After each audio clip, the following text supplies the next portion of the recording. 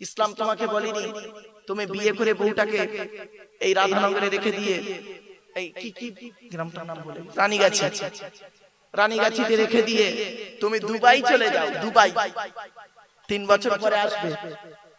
ইসলাম তোমাকে বলেনি ও কথা। মনে রাখবেন, কথাটা শুনতে হয়তো কেমন লাগছে, কিন্তু বাস্তবটাই বলছি। এরা প্রচুর পরিমাণ হচ্ছে।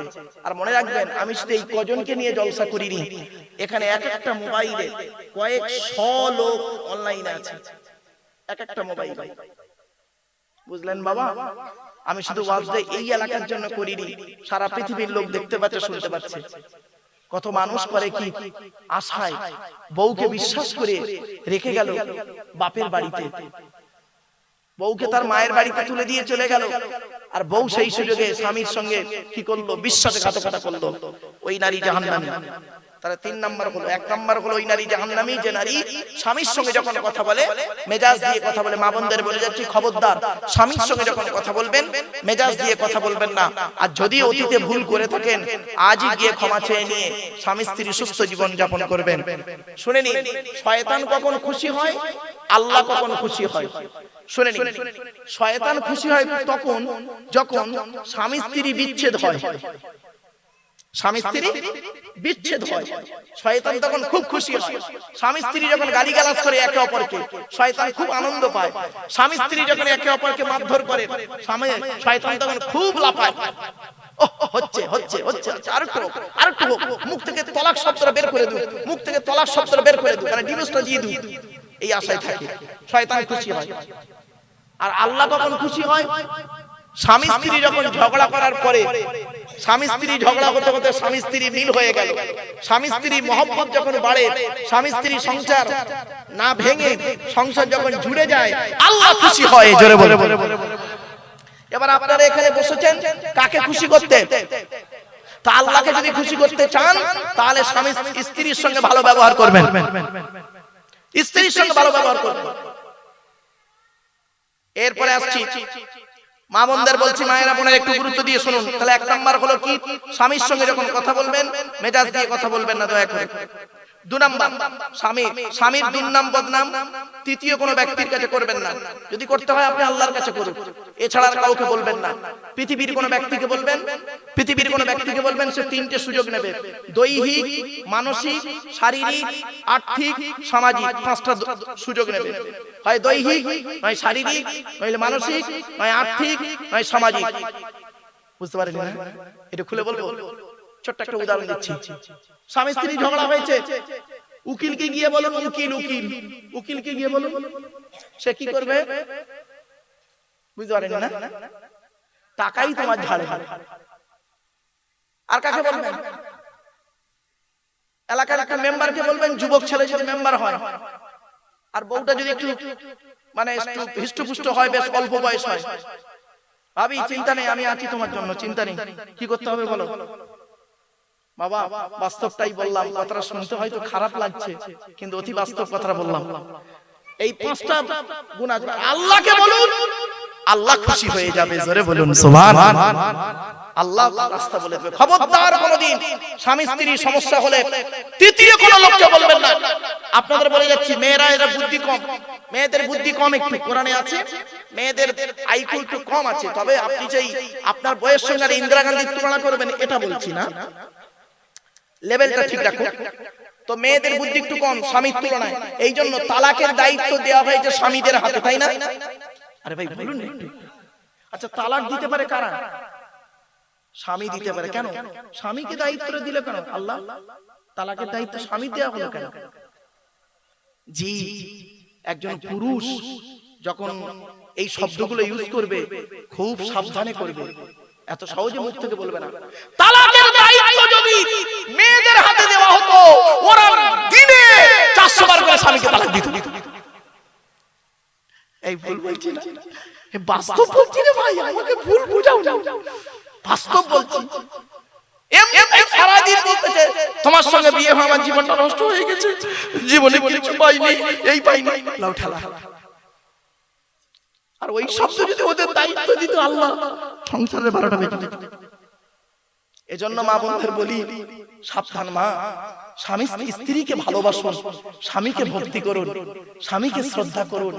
স্বামী স্ত্রীর মাঝখানে তৃতীয় কোনো ব্যক্তিকে আনবেন না, একটাই আসবে, আল্লাহ। কে? আল্লাহ। আপনার অসুবিধা হয়েছে, আল্লাহকে বলুন, আল্লাহ আমার স্ত্রীর মনটা ভালো করে দিন, ওগো আল্লাহ আমার স্বামীর মনটাকে ভালো করে দিন, ওকে বুঝ শক্তি দান করুন।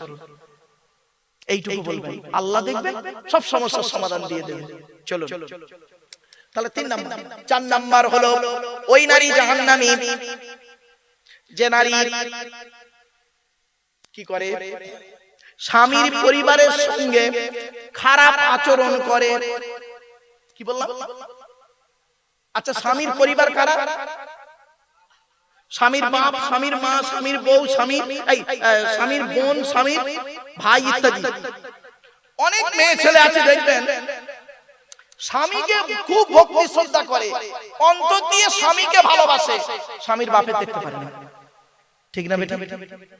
স্বামীর মায়ের দেখতে পারে না, স্বামীর বোনের দেখতে পারে না, স্বামীর ভাইয়ের দেখতে পারে না, স্বামীর খুব সেবা করে। ও নারী জাহান্নামী। আমি গবেষণা করে দেখেছি, আর সেটা বলছি, দেখুন তো ঠিক হচ্ছে না ভুল হচ্ছে। ছেলেরা তার শ্বশুর শাশুড়িকে জানা ভক্তি করে, শ্রদ্ধা সম্মান করে, তার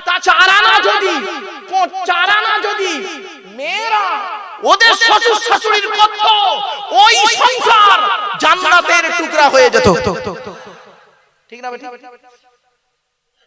সত্যি কথা বলে, এখানে যারা বসে আছেন পুরুষ যারা, সত্যি কথা বলুন, আপনার শ্বশুরের প্রতি আপনার ভালোবাসা নেই?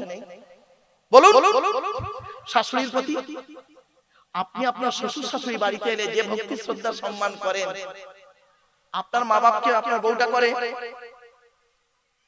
আপনার শালার শালি এলে আপনি যতটা স্নেহ মায়া মমতা ভালোবাসা দিয়ে মার্কেটিং করান আর খাবার খামান, গরুর গোস্ত, মুরগির গোস্ত, খাসির গোস্ত, হাঁসের গোস্ত, আর কি বলবো, ছাগলের গোস্ত, পাঁঠার গোস্ত, কুকুরের গোস্ত, কুকুর নাই হালাল পানি, তো যত প্রাণীর গোস্ত গুলো খামান, হালাল প্রাণীর গোস্ত গুলো খামান, আপনার স্ত্রী আপনার ভাই বোনকে সেটা করে?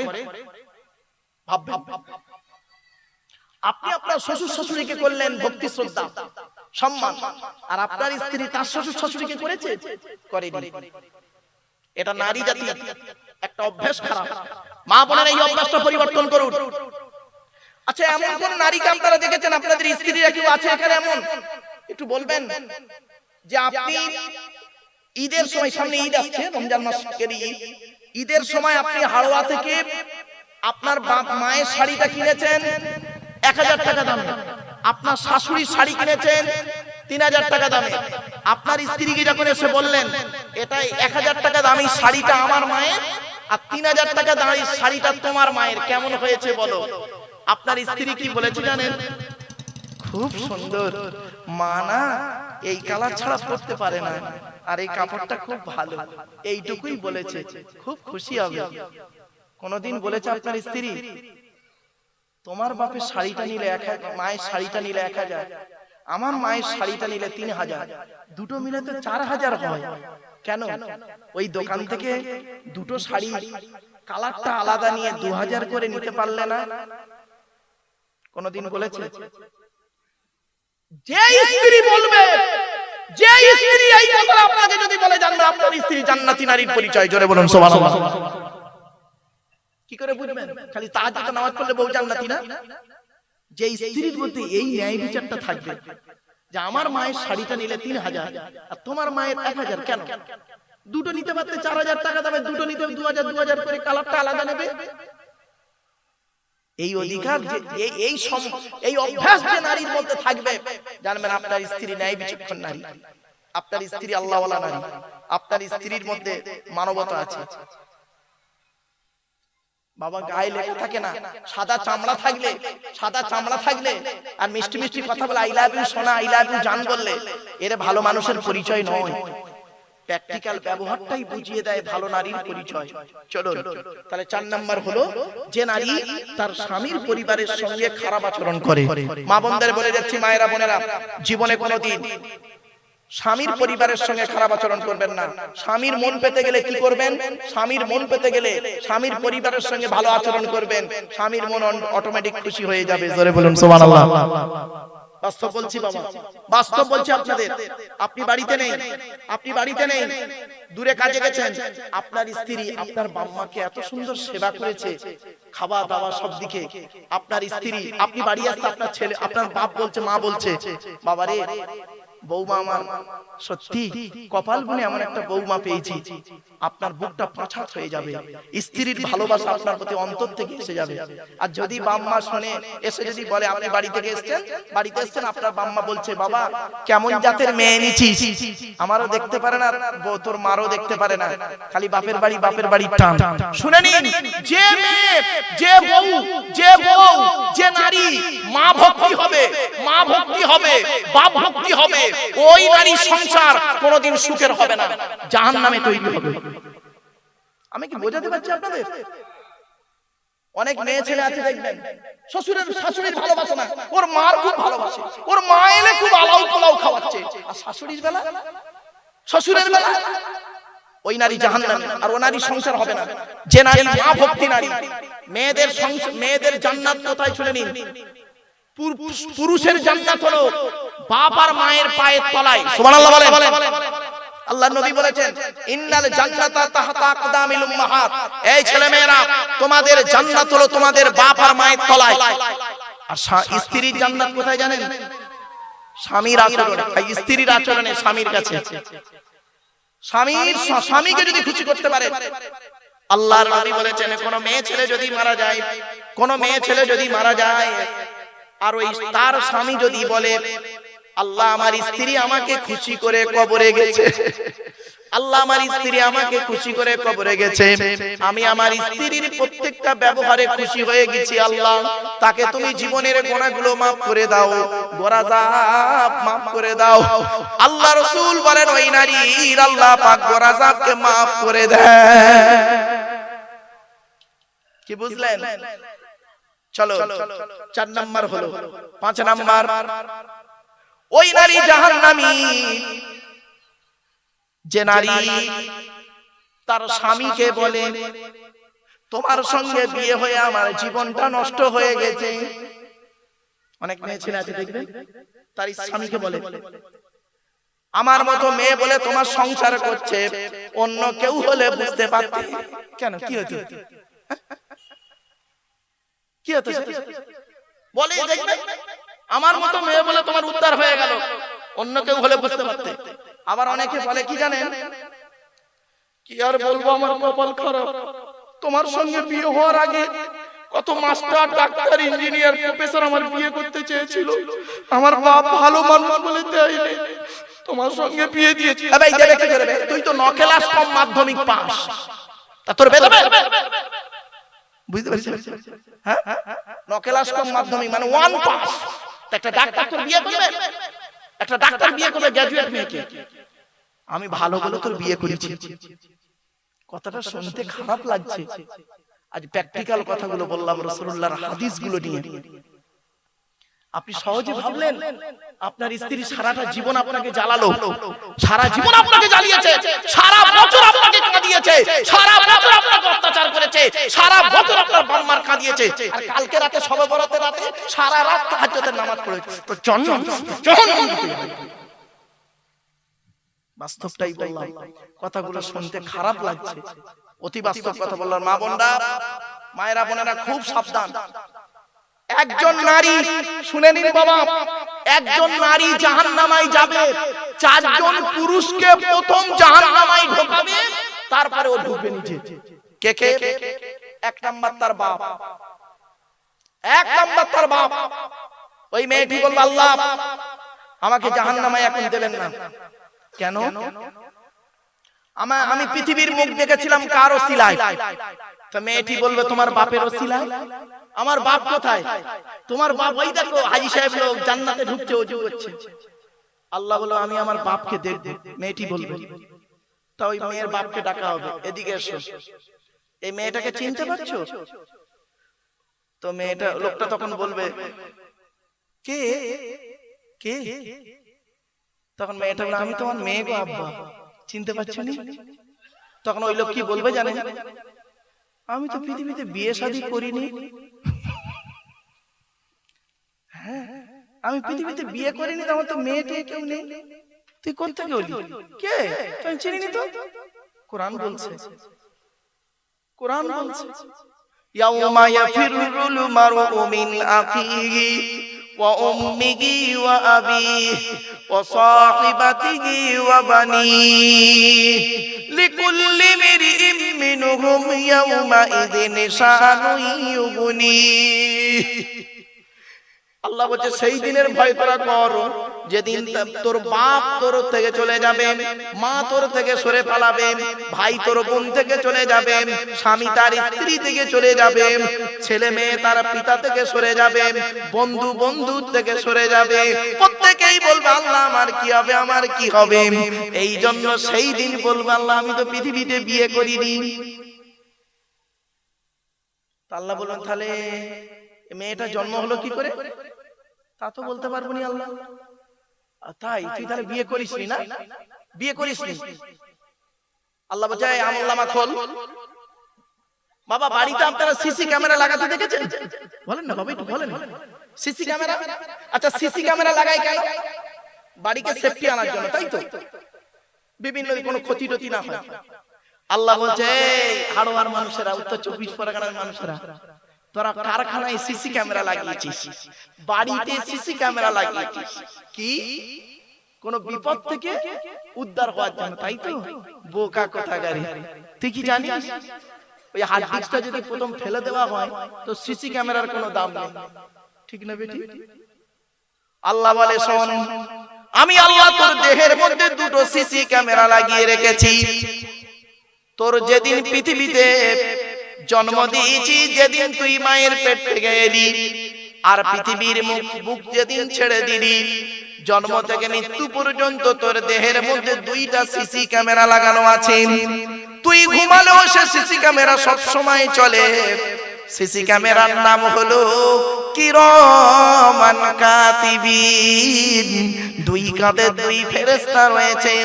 ডান কাঁধের ফেরেশতা তোর নেকিগুলো লিখছে, আর বাম কাঁধের ফেরেশতা তোর গুনাহগুলো লিখছে। সেই দিন ওই ব্যক্তি যখন বলবে আল্লাহ আমার পৃথিবীতে কোনো মেয়ে ছেলে ছিল না, আমি পৃথিবীতে বিবাহ করিনি, আল্লাহ বলবে এই ডান কাঁধের ফেরেশতা তুই তোর খাতাটা খুলে দেখাম। ডান কাঁধের ফেরেশতা যখন খাতা খুলে দেখাবে, বাম কাঁধের ফেরেশতা যখন খাতা খুলে দেখাবে, ওই ব্যক্তি তখন কি বলবে জানেন? আল্লাহ ডান কাঁধ বাম কাঁধের ফেরেশতারা এটা ভুল লিখেছে, আমার বিরুদ্ধে লিখেছে। আল্লাহ বলবে এরাও তাহলে আজকের মিথ্যাবাদী, চল তোর এই দুই ফেরেশতার কথা আর আমি শুনবো না। আল্লাহ বলবেন এই ওর মুখটাকে বন্ধ করে দে। আলী কোরআনে আছে আলিয়াউমা নাকতিমু আলা আফওয়াহিহিম ওয়া তুকাল্লিমুনা আইদিহিম ওয়া তাশহাদু আরজুলুহুম বিমা কানু ইয়াকসিবুন। সূরা ইয়াসিনের মধ্যে আল্লাহ বলে দিলেন সেই দিন আমি আল্লাহ ওর মুখটাকে বন্ধ করে দেব। আমি আল্লাহ ওর মুখটাকে বন্ধ করে দেব।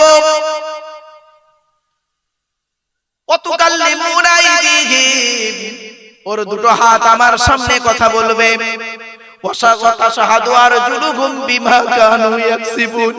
দুটো পাও সাক্ষী দেবে সেই দিন।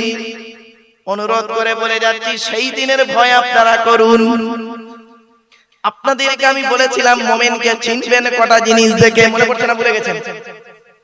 এবার আসছি, আল্লাহ বলছেন আল্লাহর নবী মেরাজে গিয়েছিলেন, জান্নাত জাহান্নাম দেখলেন। জান্নাতে কি দেখলেন? জান্নাতে দেখলেন একজনের জুতোর আওয়াজ শুনতে পেলেন, তার নাম ছিল বেলাল, তাই তো? বেলালকে নবীজি জিজ্ঞাসা করেছিলেন বেলাল তুমি পৃথিবীতে কি এমন কাজ করো? বেলাল বলেছিলেন ইয়া রাসূলুল্লাহ আমি পৃথিবীতে দুইটা কাজ করি।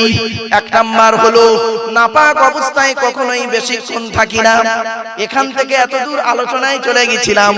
দুই নাম্বার হলো ইয়া রাসূলুল্লাহ আমি নাপাক থেকে পাক হয়ে মসজিদে নববীতে ঢুকে 2 রাকাত তাহিয়াতুল ওযুর নামাজ আদায় করি।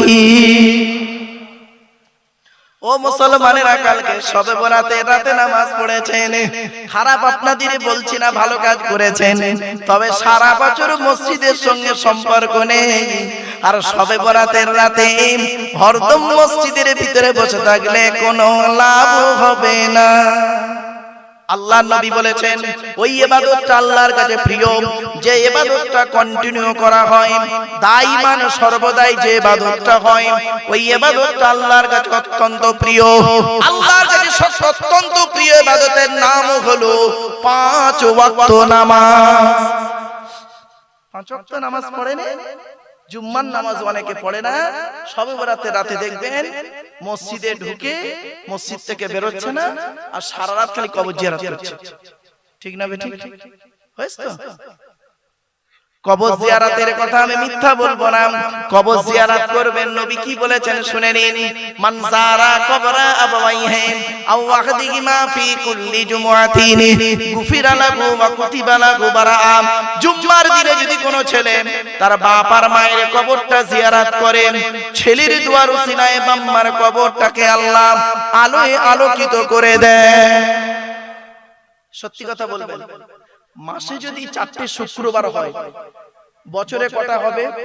4 12 48টা। সত্যি কথা বলুন তো, বছরে 48 বার বাম্মার কবরের ধারে গেছেন?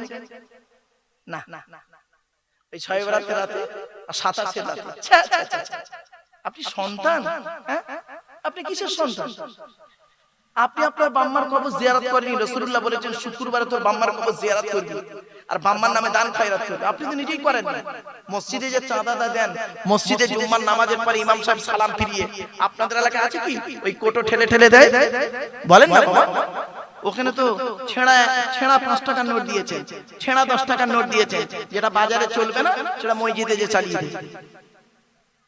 কেন 100 টাকা দিতে পারলেন না? তা দেবেন কেন? অন্য জায়গায় চাঁদা দেবেন বেশি, আল্লাহর ঘরে দিতে গেলে কষ্ট তো। দান করলে কি হয় জানেন?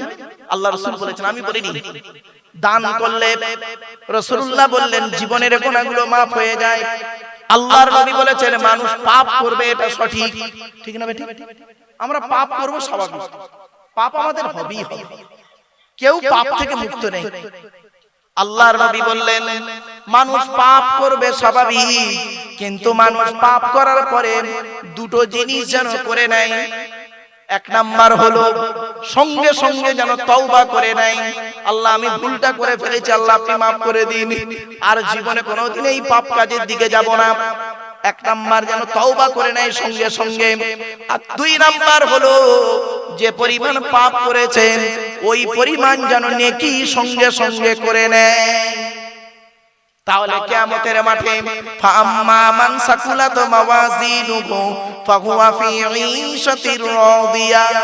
কিয়ামতের মাঠে যখন নেকি আর পাপ আর নেকি যখন দুটো মাপা হবে, তখন সমান সমান হবে অন্তত, আর ঈমান থাকার কারণে আল্লাহ যদি চায় পার হয়ে যাবে। এরপরে আসছি, নবীজি জাহান্নামের দিকে গেলেন। জাহান্নামের দরজাটা খুলে দেওয়া হয়েছে। জাহান্নামের গেটে যুবক আর যুবতীদের লজ্জাস্থান থেকে পুঁজ আর রক্ত বের হচ্ছে, আর ওই যুবক যুবতীরা কষ্টের কারণে চিৎকার করছে। আল্লাহ নবী জিবরাইলকে জিজ্ঞাসা করলেন, মান হাউলা কি জিবরাইল, ও ভাই জিবরাইল এরা কারা? জিবরাইল বলেন আযুনাত আযুনাত আযুনাত, এরা হলো ব্যভিচারকারী নারী আর পুরুষ, পৃথিবীতে জিনা করে করে বেড়াতো। আচ্ছা, এই কথাটা শুনে আপনাদের কি মনে হলো? কিছু মনে হচ্ছে কি? বলুন, একটু কথা বলুন। আল্লাহর নবী জাহান্নামের গেটে দেখতে পেলেন যুবক আর যুবতীদের লজ্জাস্থান থেকে পুঁজার রক্ত বের হচ্ছে, তারা খুব চিৎকার করছে কষ্টের কারণে। তা জিবরাইলকে নবী জিজ্ঞাসা করছেন, ভাই ওরা কারা? এই যুবক যুবতীদের লজ্জাস্থান থেকে পুঁজার রক্ত বের হচ্ছে আর এরা চিৎকার করছে, কারণটা কি? এরা কি কারা কারা এরা? তা বলছে এরা হলো ব্যভিচারকারী নারী আর পুরুষ, পৃথিবীতে ব্যভিচার করে করে বেড়াতো। এই কথাটা শুনে আপনাদের মনের মধ্যে কি হলো? কিছু অনুভূতি আসছে?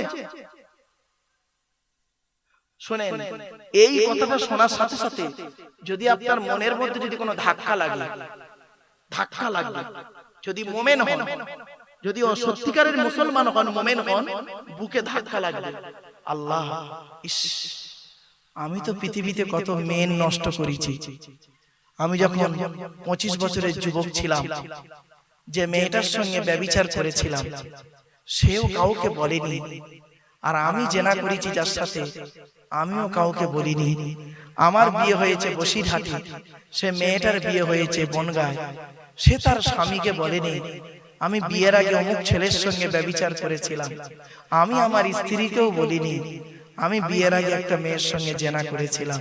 ওগো আল্লাহ, তোমার পাপের ডায়েরিতে আমার আর তার নাম লেখা আছে, পাপের খাতায় আমার আর তার নাম লেখা আছে। ওগো আল্লাহ, আমার অবস্থা কি হবে? এই কথা শোনার সাথে সাথে যদি আপনাদের চোখ মুখ ছলছল করে, বুকের ভিতরে যদি তোলপাড় শুরু হয়, তাহলে জানবেন আপনাদের অন্তরে ঈমান আছে। আর যদি কিছু মনেই না হয়, কোনো অনুভূতি যদি না আসে, ও মনি সাহেব দাওয়াত দিয়েছে, ওয়াজ করে চলে যাবে, টাকা নিয়ে বাড়ি যাবে, তাহলে জানবেন আপনাদের অন্তরে এখন ঈমানটাই ঢোকেনি। তা আপনি মুসলমান হলেন কি করে? ফালতু খালি কামাকা গালে দাড়ি মাথায় টুপি দিয়ে ফালতু বসে আছেন। কিছু বুঝতে পারছেন আমার ওয়াজ বাবা? আল্লাহর নবী যখন এই বর্ণনা করছেন না, আল্লাহর নবী যখন এই কথাটা বলছেন যে যুবক যুবতীদের লজ্জাস্থান থেকে পূজার রক্ত বের হচ্ছে, তখন সাহাবীরা অনেকে ঝরঝর করে কাঁদছে, আল্লাহ আমার কি হবে, আমার কি হবে? তারা জিনা করেনি, তথাপিও তাদের মনের মধ্যে সন্দেহ লেগে গেছে। আল্লাহ, রাস্তায় যেতে যেতে কত মেয়েকে দেখে ফেলেছি, জানি না আল্লাহ, জানি না আল্লাহ আপনার গোনার খাতায় কি লেখা আছে আমাদের। আর আমরা, আহা, যুবক ছেলে, ও যুবতী মেয়ে, যুবক ছেলে, মোবাইল কিনেছো, মোবাইলে নেট ঢুকিয়েছো, জিও সিম লাগিয়ে হরদম খালি নোংরা নোংরা ছবি, কম্বল মুড়ি দিয়ে, কাঁথা মুড়ি দিয়ে, হেডফোন গুঁজে মোবাইল ধরে দেখছো। হাত দিয়ে মোবাইলটা ধরে আছো, হাতের জেনা। চোখ দিয়ে দেখছো, চোখের জেনা। কান দিয়ে শুনছো, কানের জেনা। আর ব্রেন দিয়ে অনুভূতি করছো, বিবেকের জেনা। জেনা শুধু লজ্জাস্থানের হয় না, অঙ্গ প্রত্যঙ্গের জেনা হয়। আল্লাহ কোরআনে বলেছেন লা তাকরাবুজ জিনা, ব্যভিচার করা তো দূরের কথা, ব্যভিচারের ধারে বাড়ে যাস না। ইন্নাহু কানা ফাহিশা, এটা খুব নোংরা কাজ। ওয়াসা সাবিলা, খুব বাজে রাস্তা। ব্যভিচার করলে কি শাস্তি? ভারতীয় সংবিধানে ধর্ষণ করলে তার সাজা কি তো আপনারা সব জানেন। কোরআনের সাজা কি শুনবেন? বলবো? আরে ভাই বলবো? কোরআনের সাজাটা শুনবেন, কোরআনে আছে আযানিয়াতু ওয়াযানি ফাজরিদু কুল্লা ওয়াহিদিন মিনহুমা মিয়াতা জালদা। আল্লাহ পাক বলছেন ব্যভিচারকারী নারী হোক আর পুরুষ হোক, যদি প্রমাণ পাওয়া যায় ব্যভিচার করেছে, 100 গা বেত মারা হবে, 100 গা বেত মারা হবে। আর যদি বিবাহিত পুরুষ বিবাহিত নারী জেনা করে, তার শাস্তি কি জানেন? কোমর থেকে পুঁতে দিয়ে, কোমর পর্যন্ত মাটিতে পুঁতে দিয়ে, দুধ থেকে পাথর মারতে মারতে মেরে ফেলতে হবে, পাথর মারতে মারতে মেরে ফেলতে হবে। আচ্ছা, নবীর যুগে এরকম ঘটনা ঘটেছে? হ্যাঁ, বহু ঘটেছে। একটা ছোট্ট ঘটনা বলি, শুনলে চমকে যাবেন। আল্লাহর নবীর কাছে একজন মেয়ে ছেলে এসেছে। নবীজি বসে আছে, একজন মেয়ে ছেলে এসেছে, এসে বলছে ইয়া রাসূলুল্লাহ, আমি আপনার কাছে একটা জিনিস জানতে চাই। তো বলছে বলো। মেয়েটি বলছে ইয়া রাসূলুল্লাহ, আমি জিনা করেছি। সঙ্গে সঙ্গে নবীজি এই ওর দিকে তাকিয়েছিলেন, সঙ্গে সঙ্গে মুখটা ঘুরিয়ে নিলেন। আবার মেয়েটা ঘুরে এই দিকে এসেছে, এসে বলছে ইয়া রাসূলুল্লাহ, আমি জিনা করেছি, আমাকে ইসলামের আইন আমার উপরে প্রয়োগ করুন। নবীজি আবার মুখটা ঘুরিয়ে দিলেন। কবার হলো? দুবার। আবার মেয়েটা এদিকে এসেছে, ইয়া রাসূলুল্লাহ, আমি জিনা করে ফেলেছি, আপনি আমাকে ইসলামের হুকুম আমার উপরে জারি করুন। দুনিয়ার আগুনে তো জ্বলবই, দুনিয়ার অপমান তো সহ্য করতেই হবে, আবার কিয়ামতের মাঠে জাহান্নাম পেতে হবে। অতএব দুনিয়াতে যদি শাস্তি ভোগ করে যাই, আমার মনে হয় পরকালে জান্নাতটা পাবো, আল্লাহ জাহান্নামের শাস্তি থেকে বেঁচে যাব। সঙ্গে সঙ্গে নবীজি মুখটা আবার এদিকে ঘুরিয়ে নিলেন। কবার হলো? বলুন, এটা কথা বলুন। 3বার। চতুর্থবার যখন মেয়েটি বলেছেন তখন নবীজি বলছেন, তুমি জিনা করেছো, তার মাধ্যমে পেটে বাচ্চা এসেছে? তখন মেয়েটি বলল, জি হ্যাঁ, জি হ্যাঁ, পেটে বাচ্চা এসেছে। নবীজি বললেন, শোনো, তোমার পেটে বাচ্চা, এখন ইসলামের আইন তোমার উপরে প্রয়োগ করা যাবে না, চলে যাও, বাচ্চা হলে তারপরে আসবে। মেয়েটি বাড়ি চলে গেল। অনেক বুখারীর হাদিস গো বাবা, আমি গল্প করছি, গল্প আকারে আপনাদের বলছি। মেয়েটি বাড়ি গেল। মা বোনেরা শুনে নিন, আল্লাহ ঈমান কাকে বলে দেখুন। চলে গেল। চলে যাবার পর বাচ্চা হয়েছে, বাচ্চাটাকে কোলে করে নিয়ে মেয়েটি এসেছে, ইয়া রাসূলুল্লাহ, আমি সেই মেয়ে ছেলে, এই সেই বাচ্চা। নবীজি বললেন, বাচ্চা এখন দুধ খায়? বলছে, জি হ্যাঁ। বলছে, এখনো তোমার উপরে ইসলামের আইন জারি করা যাবে না। কিছু বুঝতে পারছেন আমার ওয়াজ? বাড়ি থেকে ভাববেন।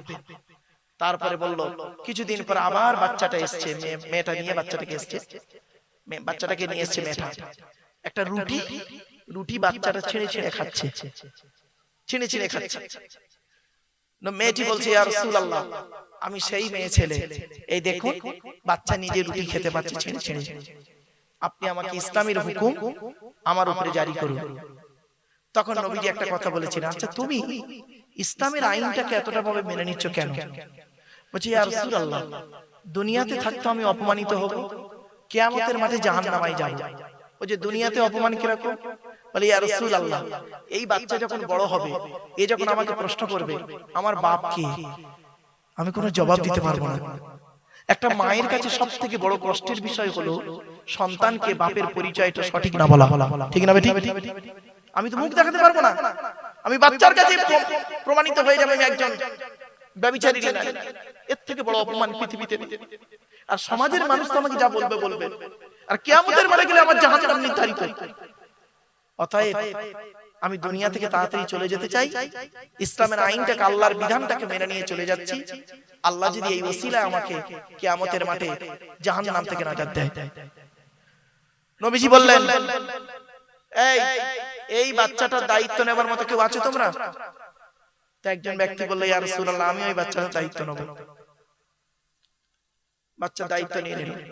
বলল, তোমরা এই মেয়েটাকে নিয়ে যাও, কোরআনের আইন, আমার বাবার কথা না, নবীর কথা নয়, আমার রাসূল যেটা বলতেন আল্লাহর ওহী ছাড়া বলতেন না। ফাঁকা জায়গা মাঠে নিয়ে যাও, কোমর পর্যন্ত পুঁতে দিয়ে পাথর মারতে মারতে মেরে দাও। মেয়েটিকে কোমর পর্যন্ত পুঁতে দেওয়া হলো। এবারে পাথর ছুটছে, পাথর ছুটছে, পাথর কারোর মাথায় লাগছে, মেয়েটার মাথায় লাগছে, গায়ে লাগছে, লাগতে লাগতে লাগতে লাগতে একটা পাথর একজন সাহাবী খুব জোর মেরেছে, আর সেই মাথা থেকে পাথরটা লেগে রক্ত ছিটে এসে ওই সাহাবীর পাঞ্জাবিতে লেগেছিল। তো এই সাহাবী একটু বলেছিলেন, এই জেনাকারীর রক্ত। এই কথাটা রাসূলুল্লাহর দরবারে পৌঁছে যায়। রাসূলুল্লাহর কাছে যখন পৌঁছে গেল, রাসূলুল্লাহ বলছে, ও আমার সাহাবীরা, ওই মেয়েটাকে আর খারাপ বলো না, ওই মেয়েটাকে আর খারাপ বলো না। ও আল্লাহর আইনকে এতটাই মেনেছে, আল্লাহর প্রতি এতটাই বিশ্বাস রয়েছে, নবীর প্রতি এতটাই বিশ্বাস রেখেছে, কোরআনের প্রতি এতটাই বিশ্বাস রেখেছে।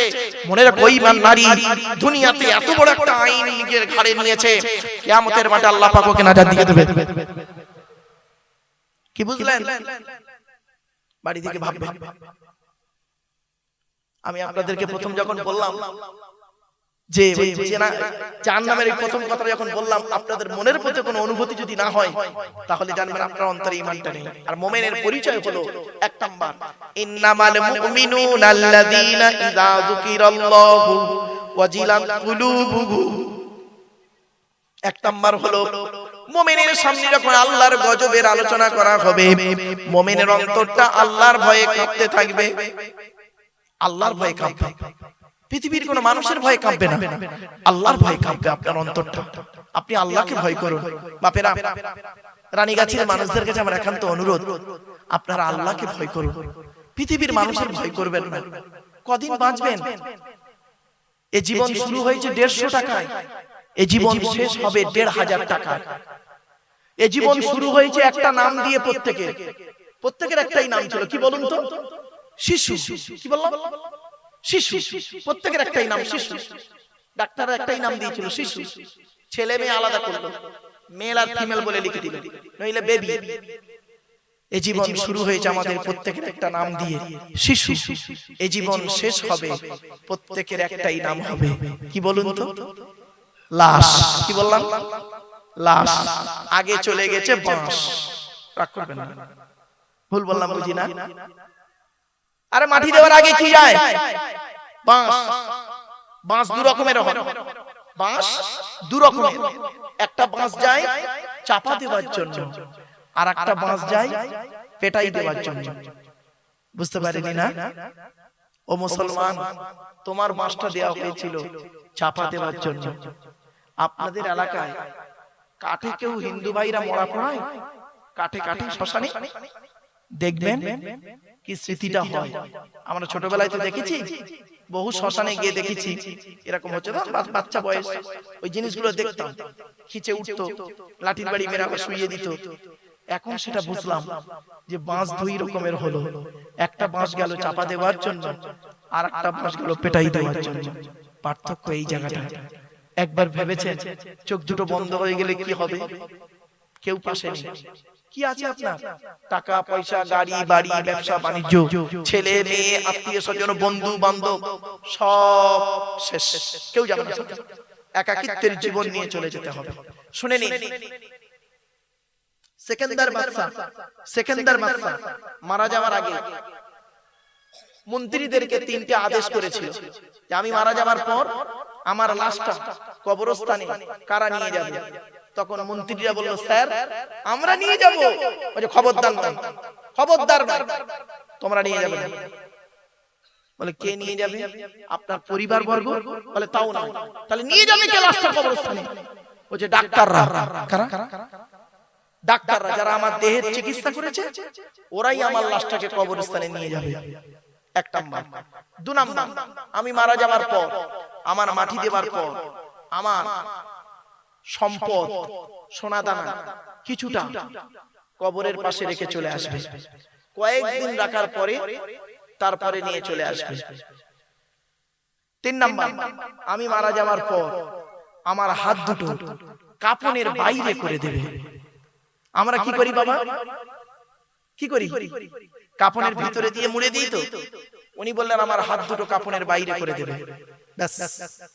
জিজ্ঞাসা করা হলে একটু খুলে বলুন তো কি বলতে চাইছেন আপনি? বলছে শোনো, আমার লাশটাকে কবরস্থানে ডাক্তাররা নিয়ে যাবে কেন জানো? মানুষের ধারণা হয় ডাক্তাররা জীবন দেয়, জীবন নেয়। জীবন দেওয়া নেওয়ার মালিক ডাক্তার নয়, জীবন দেওয়া নেওয়ার মালিক কে?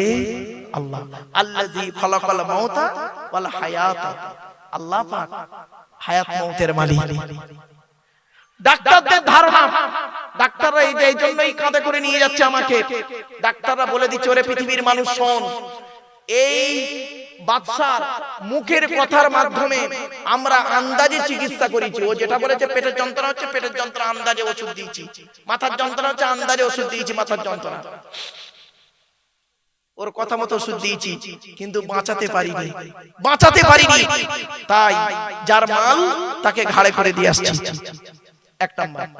দু নাম্বার হলো যে কি বলেছিল, আমি মারা যাওয়ার পর আমার সোনা দানাগুলো কি করবে?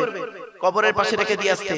পৃথিবীর মানুষ যাতে দেখ বুঝে যে এত বড় একটা বাদশা হয়ে মরে আছে, কবরে মাটির নিচে শুয়ে আছে, আর কবরের পাশে এতগুলো সোনা দানা টাকা পয়সা একটুও নেওয়ার ক্ষমতা নেই।